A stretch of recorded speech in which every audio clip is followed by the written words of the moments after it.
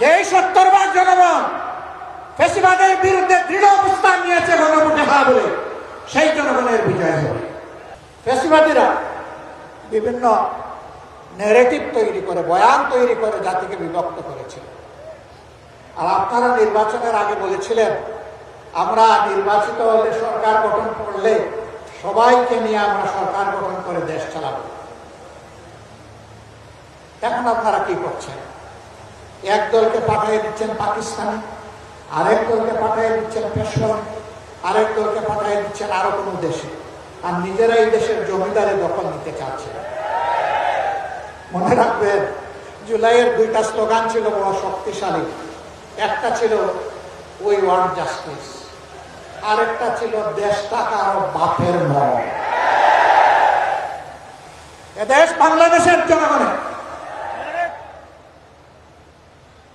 আধিপত্যবাদের দূষণদেরকে তারা দেখে শত শত আলিম ওলামা বুকের তাজা রক্ত এবং জীবন দিয়ে এই দেশবাসীকে জীবন এনে দিয়েছে। আমরা সেই আলিম ওলামার সাথে বিশ্বাসঘাতকতা করব।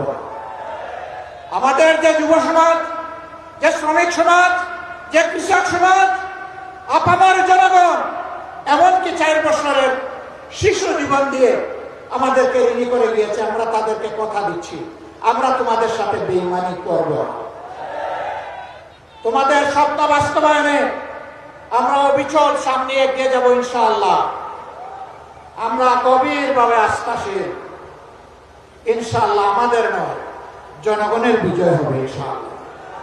যে 70 ভাগ জনগণ ফ্যাসিবাদের বিরুদ্ধে দৃঢ় অবস্থান নিয়েছে গণভোটে হ্যাঁ বলে, সেই জনগণের বিজয় হবে। নতুন করে কেউ ফ্যাসিবাদ কায়েম করতে গেলে